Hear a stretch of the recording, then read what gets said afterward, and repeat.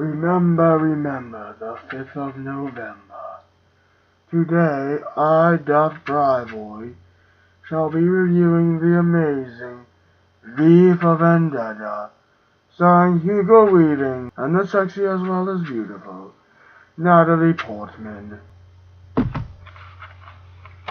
Phew! Man, how the fuck do you fight with this thing?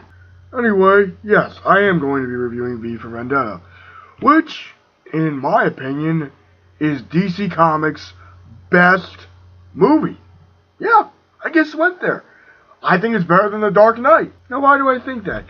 Well, because this story has so many layers to it. So, how does the plot start out? Well, it starts off with Natalie Portman's character, Evie, strolling along trying to get to her boss's house to until she's stopped by some fingermen, also the guards in this totalitarian government. She's about to get raped. V comes in, beats the shit out of him. Then he invites her on a rooftop where he blows up the Old Bailey, which I assume is a courthouse, and it's reported on the news due to the High Chancellor. And the High Chancellor's like, "How could you let this happen?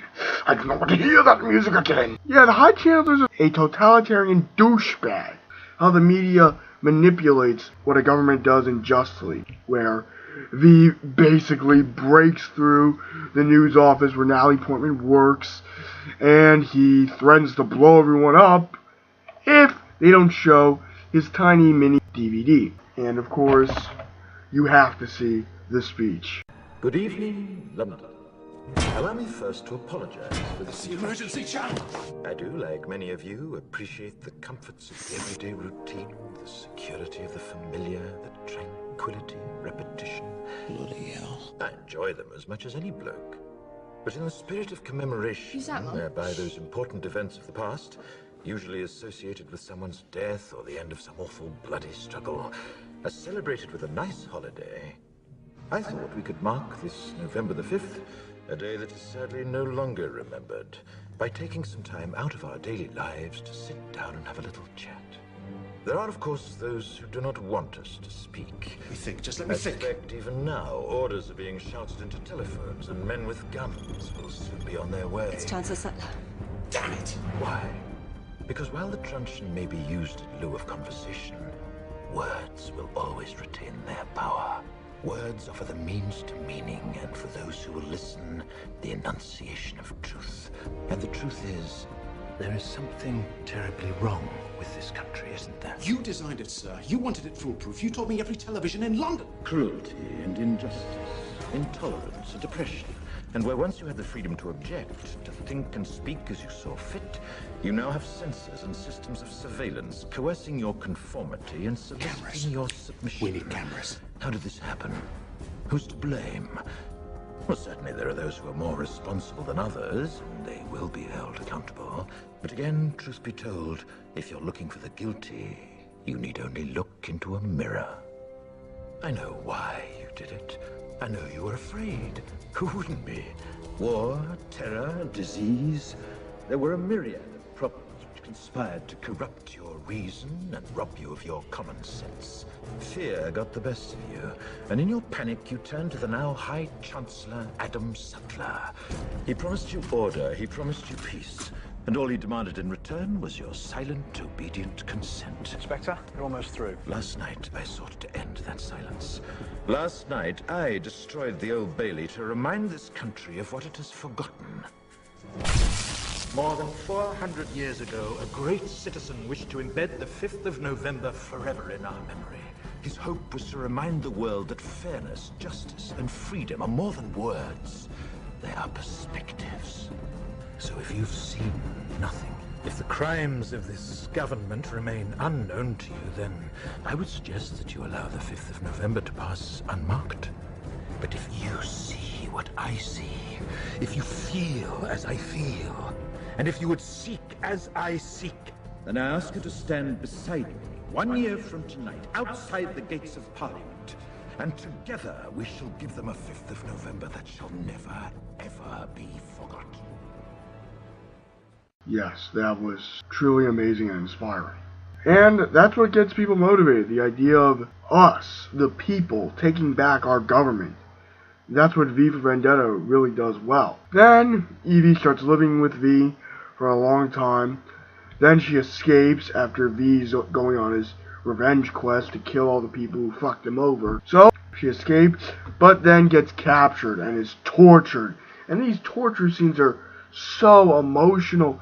And you can't stand to see Evie get tortured, and oh my god. Then you find out it was all a trick. And V actually set it up. And Evie's furious when she finds out that V did this to her. She's like, "You tortured me. You're sick. You're evil. I hate you." And then he's like, "Yes, Evie. Hate is all I knew. It taught me how to eat, how to sleep, how to breathe, how to live." And she can't stand it. She has an asthma attack. And V even says, "Please, try to find the strength you had when you were in that cell." And, well, once again, another great scene from V for Vendetta.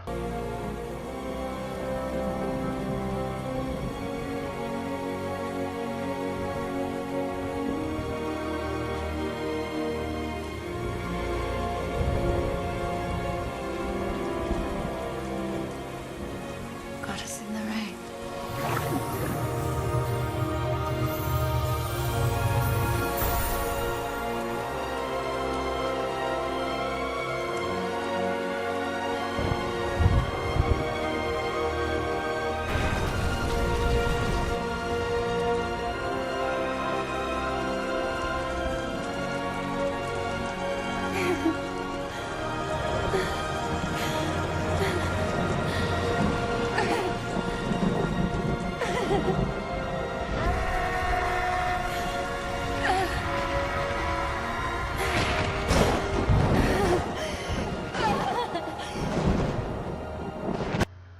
Yeah, scene gives me chills every time I see it.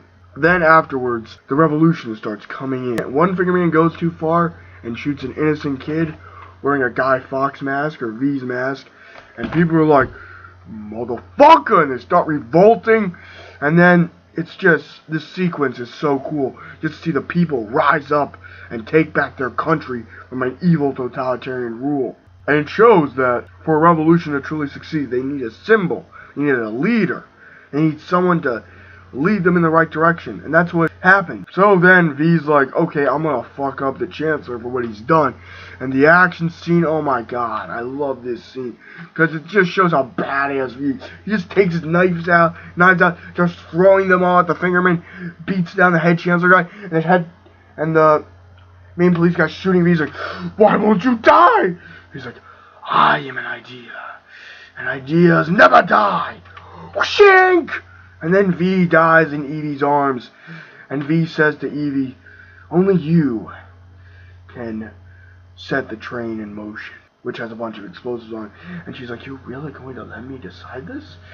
And it just shows how much V loves and trusts Evie. And it just shows how great Natalie Portman and Hugo Weaving work off each other. They work off each other just as well as Sean Connery and Harrison Ford did in Indiana Jones 3. So, she sets the train in motion, Parliament explodes with the dun dun dun dun dun dun dun dun dun dun dun dun, and it's such a beautiful scene. And some people may say, "Oh, well, this is about terrorism." It's not about terrorism. It's about people revolting against a corrupt government, and it shows when there is corruption in your government, only you, the people, can speak out. And if the people do not act, then what happens when we do not act? Well, we slowly become a totalitarian dictatorship. And that's what V represents. It represents that it shows that if you feel your nation is corrupt, fight back. For me, V for Vendetta is definitely better than The Dark Knight. It's DC's best film ever. A 10 out of 10. Go buy the Blu-ray, buy the Steelbook, just get this movie. It's amazing. Live long and prosper and have a great day.